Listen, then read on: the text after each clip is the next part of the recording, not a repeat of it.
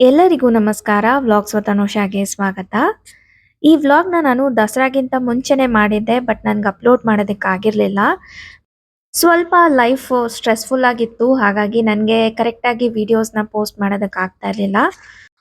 ಈಗ ನೀವು ನೋಡ್ತಿರ್ಬೋದು ನಾನು ಅಮ್ಮನ ಮನೆಗೆ ಹೋಗ್ತಾ ಇದ್ದೆ. ಸೊ ಅಮ್ಮನ ಮನೆಗೆ ಬರೀ ಕೈಯಲ್ಲಿ ಹೋಗೋಕ್ಕಾಗಲ್ಲ ಅಲ್ವಾ? ಹಾಗಾಗಿ ಏನಾದರೂ ತಗೊಂಡು ಹೋಗೋಣ ಅಂತ ಫಸ್ಟ್ ಬೇಕ್ರಿಗೆ ಬಂದ್ವಿ. ಇಲ್ಲಿ ಅಮ್ಮಂಗೆ ಇಷ್ಟ ಆಗಿರೋಂಥ ಕೇಕ್ ಆಗಲಿ ಮತ್ತು ನನಗೆ ಇಷ್ಟ ಆಗಿರೋಂಥ ರೋಸ್ ಕುಕ್ಕಿ ಆಗಲಿ ತಗೊಂಡು ಹಾಗೆ ಫ್ರೂಟ್ಸ್‌ನ ಕೂಡ ತಗೊಂಡು ನಾವು ಮನೆಗೆ ಹೋದ್ವಿ.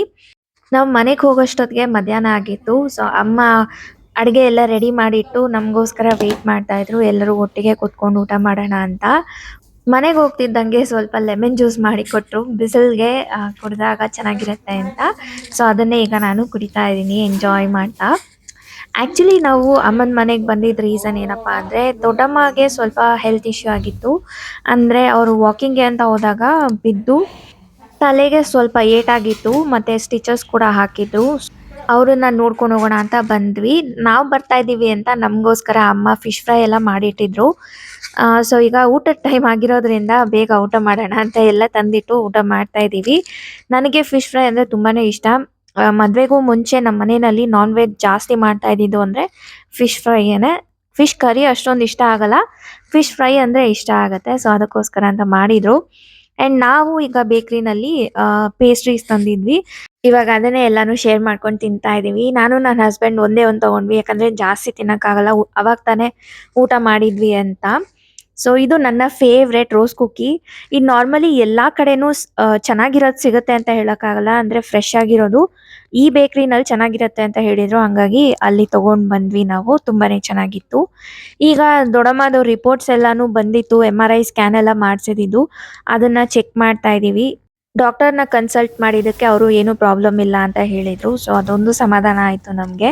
ಸೊ ಅಲ್ಲಿಂದ ನಾವು ವಾಪಸ್ ಮನೆಗೆ ಬಂದಿದ್ದಾಯಿತು. ಮನೆಗೆ ಬಂದಿದ್ದ ನೆಕ್ಸ್ಟ್ ಡೇ ನಮ್ಮ ಮನೆಗೆ ನಾನು ಆರ್ಡರ್ ಮಾಡಿದ್ದಿದ್ದು ಗ್ರೈಂಡರ್ ಬಂತು. ಸೊ ಫೈನಲಿ ನಾನು ಎಷ್ಟೊಂದು ವರ್ಷದಿಂದ ತೊಗೊಳ್ಬೇಕು ಅಂತ ಅಂದ್ಕೊಳ್ತಾ ಇದ್ದೆ ಗ್ರೈಂಡರ್‌ನ. ಬಟ್ ಆಗೇ ಇರಲಿಲ್ಲ. ಕೊನೆಗೂ ತೊಗೊಂಡೆ. ದಸರಾ ಟೈಮಲ್ಲಿ ಇದಕ್ಕೆ ಸ್ವಲ್ಪ ಆಫರ್ ಇತ್ತು. ಹಾಗಾಗಿ ನಾನು ನೋಡಿಬಿಟ್ಟು ಅದನ್ನು ಯಾವಾಗಲೂ ಕಾರ್ಟಲ್ಲೇ ಇಟ್ಟಿರ್ತಾ ಇದ್ದೆ. ಸೊ ಡಿಸ್ಕೌಂಟ್ ಇದ್ದಿದ್ದರಿಂದ ನಾನು ಇಮಿಡಿಯೇಟಾಗಿ ಆರ್ಡರ್ ಮಾಡಿಬಿಟ್ಟು ತರಿಸ್ಕೊಂಡ್ಬಿಟ್ಟೆ.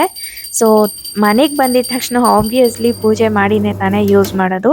ಸೊ ಅದನ್ನೇ ಈಗ ನಾವು ಕೂಡ ಮಾಡ್ತಾ ಇದ್ದೀವಿ.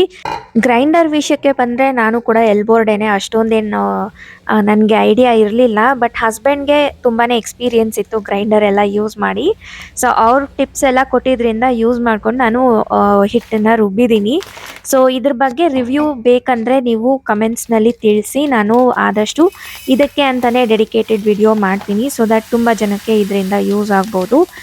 ನೀವು ಏನಾದರೂ ಗ್ರೈಂಡರ್ ಪರ್ಚೇಸ್ ಮಾಡಬೇಕು ಅಂತ ಪ್ಲ್ಯಾನ್ ಮಾಡ್ತಾ ಇದ್ದರೆ ಆ ವಿಡಿಯೋ ನಿಮಗೆ ಕೂಡ ಯೂಸ್ ಆಗ್ಬೋದು. ಸೊ ಮರೀದೆ ಕಮೆಂಟ್ ಮಾಡಿ. ಅಮ್ಮನ ಮನೆಗೆ ಹೋಗೋಕ್ಕಿಂತ ಮುಂಚೆ ನಾನು ಕೂಡ ಫಿಶ್ ಆರ್ಡರ್ ಮಾಡಿದ್ದೆ. ಅದನ್ನು ನಾನು ಫ್ರೀಝರ್ನಲ್ಲೇ ಇಟ್ಬಿಟ್ಟು ಅಲ್ಲಿಗೆ ಹೋಗಿ ಬಂದಿದ್ದು ನೆಕ್ಸ್ಟ್ ಡೇ ಇದನ್ನು ತೆಗೆದು ಇವತ್ತು ಅಡುಗೆ ಮಾಡಿಬಿಡೋಣ ಅಂತ ಇದನ್ನು ನೀರಲ್ಲಿ ಹಾಕಿಟ್ಟಿದ್ದೀನಿ. ಫ್ರೀಝರ್ನಲ್ಲಿ ಇಟ್ಟಿದ್ರಿಂದ ಫುಲ್ಲು ಸ್ಟೋನ್ ಥರ ಆಗಿಬಿಟ್ಟಿತ್ತು. ಅದಕ್ಕೆ ಅದನ್ನು ನೀರಲ್ಲಿ ಹಾಕಿಟ್ಟಿದ್ದೀನಿ ನಾರ್ಮಲ್ ರೂಮ್ ಟೆಂಪ್ರೇಚರಿಗೆ ಬರಲಿ ಅಂತ. ಸಂಜೆ ಆಗಿತ್ತು. ಅಷ್ಟರಲ್ಲಿ ನಾನು ಕಾಫಿ ಮಾಡ್ಕೊಂಡು ಕುಡಿಯೋಣ ಅಂದ್ಬಿಟ್ಟು ಈಗ ಹಾಲನ್ನು ಕಾಯಿಸ್ತಾ ಇದ್ದೀನಿ. ಹೇಳ್ದಲ್ವಾ ಈ ನಡುವೆ ಸ್ವಲ್ಪ ಸ್ಟ್ರೆಸ್ಫುಲ್ ಆಗೇ ಇತ್ತು ಲೈಫು ಅಂತ. ಹಾಗಾಗಿ ಯಾವುದ್ರಲ್ಲೂ ಅಷ್ಟೊಂದು ಇಂಟ್ರೆಸ್ಟ್ ಇರಲಿಲ್ಲ. ಏನು ಮಾಡಬೇಕು ಅಂತಲೂ ಅನಿಸ್ತಾ ಇರಲಿಲ್ಲ. ಒಂಥರ ಇರೋದು ಮೈಂಡೆಲ್ಲನೂ. ಅದಕ್ಕೆ ನನಗೆ ಹೆಚ್ಚಾಗಿ ಯೂಟ್ಯೂಬ್ಗೂ ಕೂಡ ವಿಡಿಯೋಸ್ ಪೋಸ್ಟ್ ಮಾಡೋದಕ್ಕಾಗಲಿಲ್ಲ. ಅದ್ರ ಬಗ್ಗೆನೂ ಕಾನ್ಸಂಟ್ರೇಟ್ ಮಾಡೋದಕ್ಕಾಗಲಿಲ್ಲ ನನಗೆ. ಸೊ ಇನ್ನು ಮುಂದೆ ಆದಷ್ಟು ಟ್ರೈ ಮಾಡ್ತೀನಿ ವಿಡಿಯೋಸ್‌ನ ರೆಗ್ಯುಲರಾಗಿ ಅಪ್ಲೋಡ್ ಮಾಡೋದಕ್ಕೆ ಅಂತ. ಇವಾಗ ಡಿನ್ನರ್ ಪ್ರಿಪ್ರೇಷನ್ ಕೂಡ ಮಾಡ್ಕೊಳ್ತಾ ಇದ್ದೀನಿ. ಬೇಳೆ ಸಾರು. ಅಮ್ಮನ ಮನೆಯಲ್ಲಿ ಬೇಳೆ ಸಾರು ಮಾಡಿದ್ರಲ್ವ ಸೇಮ್ ಸಾಂಬಾರನ್ನೇ ನಾನು ಇವತ್ತು ಮಾಡ್ತಾ ಇದ್ದೀನಿ. ಯಾಕಂದರೆ ಅದ್ರ ಜೊತೆ ಫಿಶ್ ಫ್ರೈ ಕಾಂಬಿನೇಷನ್ ಅಂತೂ ತುಂಬಾ ಚೆನ್ನಾಗಿರುತ್ತೆ. ನಾನಿವತ್ತು ತರಿಸಿರೋಂಥ ಫಿಶ್ ಬಂದು ರೋಹು ಫಿಶ್. ರೋಹುನೂ ಚೆನ್ನಾಗಿರುತ್ತೆ ಮತ್ತು ಕಾಟ್ಲಾನೂ ಚೆನ್ನಾಗಿರುತ್ತೆ. ಈ ಎರಡರಲ್ಲಿ ನೀವು ಯಾವ ಫಿಶ್ ಬೇಕಾದರೂ ಯೂಸ್ ಮಾಡಿಕೊಂಡು ಈ ಫಿಶ್ ಫ್ರೈನ ಮಾಡ್ಬೋದು. ಇವಾಗ ಫಿಶ್‌ನ ಮ್ಯಾರಿನೇಟ್ ಮಾಡೋದಕ್ಕೆ ನಾನು ಸ್ವಲ್ಪ ಉಪ್ಪು, ಒಂದು 1/4 ಟೀ ಸ್ಪೂನಷ್ಟು ಅರಿಶಿನ, 1 teaspoon pepper powder, 1 teaspoon garam masala ಪುಡಿ ಮತ್ತು 1 ಟೇಬಲ್ ಸ್ಪೂನಷ್ಟು ಧನಿಯಾ ಪುಡಿ, 1 ಟೇಬಲ್ ಸ್ಪೂನಷ್ಟು ಖಾರದ ಪುಡಿ ಮತ್ತು 2 ಸ್ಪೂನಷ್ಟು ಎಣ್ಣೆ, ಸ್ವಲ್ಪ ನಿಂಬೆ ಹಣ್ಣಿನ ಜ್ಯೂಸು ಇದನ್ನೆಲ್ಲ ಹಾಕಿ ನಾನು ಜೊತೆಯಲ್ಲಿ ಶುಂಠಿ ಬೆಳ್ಳುಳ್ಳಿ ಪೇಸ್ಟ್ 1 ಟೇಬಲ್ ಸ್ಪೂನ್ ಅಷ್ಟು ಇಷ್ಟನ್ನು ಹಾಕಿ ನಾನು ಇದನ್ನ ಮಿಕ್ಸ್ ಮಾಡಿ ಮ್ಯಾರಿನೇಟ್ ಮಾಡೋದಕ್ಕೆ ಇಡ್ತಾ ಇದ್ದೀನಿ. ಈ ರೆಸಿಪಿನ ಕೂಡ ಅಮ್ಮನ ಮನೆಯಲ್ಲಿ ಟೇಸ್ಟ್ ಮಾಡಿದ್ದೇನೆ. ಅದನ್ನೇ ಇವತ್ತು ನಾನು ಇಲ್ಲಿ ನಿಮಗೆ ಮಾಡಿ ತೋರಿಸ್ತಾ ಇದ್ದೀನಿ ಅಷ್ಟೇ. ಇದೆಲ್ಲ ಮಾಡೋಷ್ಟೊತ್ತಿಗೆ ಈ ಕಡೆ ಬೇಳೆ ಕೂಡ ಬೆಂದಿತ್ತು. ಸೊ ಅದನ್ನು ಈಗ ಮ್ಯಾಶ್ ಮಾಡಿಬಿಟ್ಟು ನೆಕ್ಸ್ಟು ನಾನು ಇದಕ್ಕೆ ಉಪ್ಪು ಮತ್ತು ಹುಣಸೆ ಹಣ್ಣಿನ ರಸನ ಹಾಕಿಬಿಟ್ಟು ಬೇಯೋದಕ್ಕೆ ಇಡ್ತಾ ಇದ್ದೀನಿ. ಈ ಸಾಂಬಾರಂತೂ ತುಂಬಾ ಸಿಂಪಲ್ ರೆಸಿಪಿ, ಬೇಗನೆ ಮಾಡಿ ಮುಗಿಸ್ಬೋದು.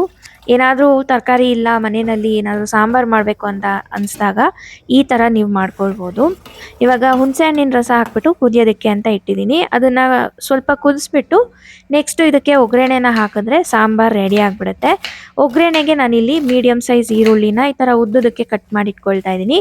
ಮತ್ತು ಖಾರಕ್ಕೆ ಅಂತ ಒಣಮೆಣಸಿನ್ಕಾಯಿನ ತೊಗೊಂಡಿದ್ದೀನಿ, ಸ್ವಲ್ಪ ಕರಿಬೇವು. ಈಗ ಒಗ್ಗರಣೆಗೆ ಬಾಣಲೆನ ಬಿಸಿ ಮಾಡಿಕೊಂಡು ಅದಕ್ಕೆ ಒಂದು 2 ಸ್ಪೂನ್ ಅಷ್ಟು ಎಣ್ಣೆ ಹಾಕಿ ಸಾಸಿವೆ ಎಲ್ಲ ಸಿಡಿದ ಮೇಲೆ ಜೀರಿಗೆನ ಹಾಕಿ ಅದು ಕೂಡ ಚೆನ್ನಾಗಿ ಫ್ರೈ ಆದಮೇಲೆ ಸ್ವಲ್ಪ ಕರಿಬೇವು ಹಾಕಿಬಿಟ್ಟು ಇದನ್ನು ಫ್ರೈ ಮಾಡಿಕೊಂಡು ಸ್ವಲ್ಪ ಹಿಂಗು ಹಾಕಿದಾಗ ಫ್ಲೇವರ್ ಚೆನ್ನಾಗಿರುತ್ತೆ ಅಂತ ಹಾಕ್ತಾಯಿದ್ದೀನಿ. ಅದ್ರ ನೆಕ್ಸ್ಟು ಈರುಳ್ಳಿ ಹಾಕಿಬಿಟ್ಟು ಚೆನ್ನಾಗಿ ಫ್ರೈ ಮಾಡ್ಕೊಳ್ಬೇಕು. ಅದು ಒಂಥರ ಹಸಿ ವಾಸನೆ ಹೋಗೋವರೆಗೂ ಅದನ್ನು ಫ್ರೈ ಮಾಡಿಕೊಂಡು ನೆಕ್ಸ್ಟ್ ಇದಕ್ಕೆ ಒಣಮೆಣಸಿನ್ಕಾಯಿನ ಹಾಕಿ ಈ ಒಗ್ಗರಣೆನ ಕಂಪ್ಲೀಟ್ ಮಾಡ್ಬೋದು. ಇದನ್ನು ನಾವು ಸಾಂಬಾರಿಗೆ ಮಿಕ್ಸ್ ಮಾಡಿಕೊಂಡ್ರೆ ಸಾಂಬಾರು ರೆಡಿ ಆಗಿಬಿಡುತ್ತೆ. ತುಂಬಾ ಚೆನ್ನಾಗಿರುತ್ತೆ, ಸಿಂಪಲ್ ಆಗಿರುತ್ತೆ ಮತ್ತು ಟೇಸ್ಟಿಯಾಗಿರುತ್ತೆ. ಇವಾಗ ಸಾಂಬಾರು ರೆಡಿ ಆಗ್ತಿದ್ದಂಗೆ ಫಿಶ್ ಫ್ರೈ ಮಾಡ್ತಾಯಿದ್ದೀನಿ. ಇದನ್ನು ಒಂದು ಅರ್ಧ ಅವರ್ ನೆನೆಸಿದ್ರೆ ಸಾಕು, ಬಟ್ ಜಾಸ್ತಿ ಹೊತ್ತು ನೆನೆದಷ್ಟು ಟೇಸ್ಟ್ ಚೆನ್ನಾಗಿರುತ್ತೆ. ಬಟ್ ನನಗೆ ಇವಾಗ ಟೈಮ್ ಇರಲಿಲ್ಲ, ಹಾಗಾಗಿ ನಾನು ಬರೀ ಅರ್ಧ ಅವರ್ ನೆನೆಸಿದ್ದೆ ಅಷ್ಟೇ. ಈ ಥರ ತವ ಮೇಲೆ ಹಾಕೋಕ್ಕಿಂತ ಮುಂಚೆ ಈ ಥರ ಪೇಸ್ಟನ್ನು ಆದಷ್ಟು ಅಪ್ಲೈ ಮಾಡಿಬಿಟ್ಟು ಹಾಕಿ, ಆವಾಗ ಫಿಶ್ ಮೇಲೆ ಒಂದು ನೀಟಾಗಿ ಒಂದು ಲೇಯರ್ ಕ್ರಿಯೇಟ್ ಆಗುತ್ತೆ ಮತ್ತು ರೋಸ್ಟ್ ಮಾಡಿದಾಗ ಚೆನ್ನಾಗಿರುತ್ತೆ ತಿನ್ನೋದಕ್ಕೆ. ಸೊ ಈ ರೀತಿ ರೋಸ್ಟ್ ಮಾಡ್ತಾ ಇದ್ದೀನಿ ನಾನು. ಬಟ್ ನನ್ನ ಒಪಿನಿಯನ್ನಲ್ಲಿ ಈ ಥರ ತವ ಮೇಲೆ ಹಾಕಿ ಫ್ರೈ ಮಾಡೋದಕ್ಕಿಂತ ಒಂದು ಬಾಣಲೆನಲ್ಲಿ ಹಾಕಿ ಫ್ರೈ ಮಾಡೋದು ಬೆಟರ್ ಅಂತ ಅನಿಸುತ್ತೆ. ಯಾಕಂದರೆ ಆವಾಗ ಸೈಡ್ಸಲ್ಲಿ ಕೂಡ ಚೆನ್ನಾಗಿ ಫ್ರೈ ಆಗುತ್ತೆ, ಕ್ರಿಸ್ಪಿಯಾಗಿರುತ್ತೆ. ಬಾಣಲೆನಲ್ಲಿ ಹಾಕಿ ನಾವು ಫ್ರೈ ಮಾಡಿದಾಗ ಸೈಡ್ಸಲ್ಲಿ ಕೂಡ ಚೆನ್ನಾಗಿ ರೋಸ್ಟ್ ಆಗೋದ್ರಿಂದ ಟೇಸ್ಟ್ ತುಂಬಾ ಚೆನ್ನಾಗಿರುತ್ತೆ.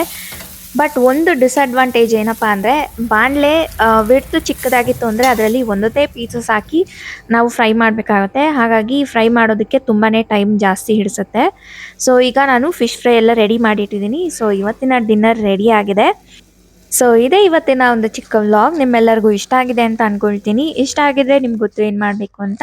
ಈ ವಿಡಿಯೋನ ಲೈಕ್ ಮಾಡಿ, ಶೇರ್ ಮಾಡಿ ನಿಮ್ಮ ಫ್ರೆಂಡ್ಸ್ ಆ್ಯಂಡ್ ಫ್ಯಾಮಿಲಿ ಮೆಂಬರ್ಸ್ ಜೊತೆ. ಆ್ಯಂಡ್ ನೀವೇನಾದರೂ ನಮ್ಮ ಚಾನಲ್ನ ಫಸ್ಟ್ ಟೈಮ್ ನೋಡ್ತಾ ಇದ್ದೀರಾ ಅಂದರೆ ಈಗಲೇ ಕೆಳಗಡೆ ಕಾಣಿಸ್ತಾ ಇರೋವಂಥ ಸಬ್ಸ್ಕ್ರೈಬ್ ಬಟನ್ನ ಕ್ಲಿಕ್ ಮಾಡಿ, ಹಾಗೆ ಅದರ ಪಕ್ಕನೇ ಇರೋವಂಥ ಬೆಲ್ ಐಕಾನ್ನ ಕೂಡ ಕ್ಲಿಕ್ ಮಾಡಿ.